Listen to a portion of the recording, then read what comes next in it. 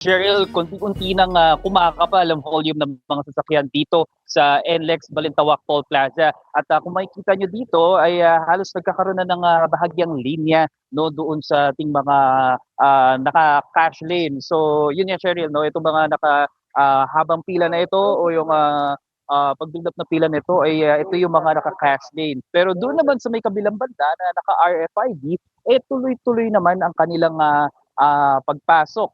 Kaya naman highly encouraged ng pamunuan ng NLEX na magpakabit na ng RFID. At sa aking likuran naman, ito yung mga kinakabitan na, no? Naka-standby na sila para kabitan ng RFID. Actually, yung iba nating kapatid na nakausap natin dito, talagang sulit naman daw at magagamit nila dahil yung kinakabit na RFID unified na, iisa na lamang yan sa lahat ng iisa na lang ang maaaring gamitin.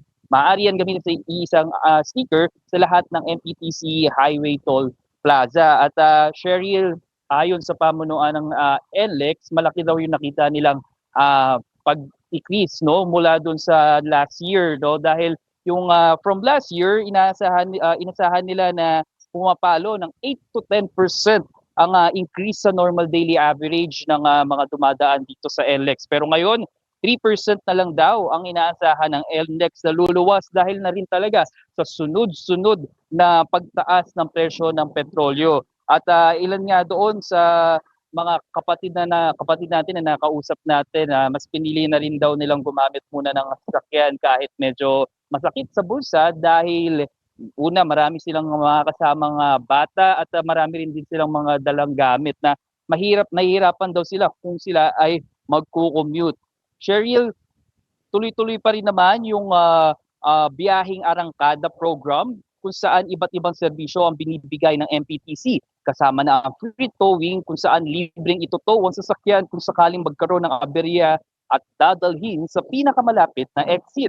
Kung magkaroon daw ng aberya sa daan habang pinabaybay ang kahabaan ng NLEX, huwag daw magatubiling tumawag sa hotline ng NLEX na 135,000.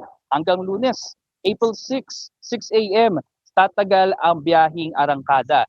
2 buwan naman tatagal ang toll rebate program kung saan babawas ng 12 pesos to 72 pesos ang presyo ng toll fees mula sa adjustment price nito noong January. At qualified dito, Cheryl, yung mga nasa class 3 na sasakyan, yung mga public utility vehicles, gaya nga ng mga modern jeepneys at mga bus. Cheryl, paalala na rin sa ating mga kapatid na pabiyahe na ugaliing i-check ang kanilang mga sasakyan, maging ang kanilang sarili upang makaiwas sa anumang aberya at aksidente sa daan. Cheryl. Maraming salamat, Mobile Journal, Francis Rivera.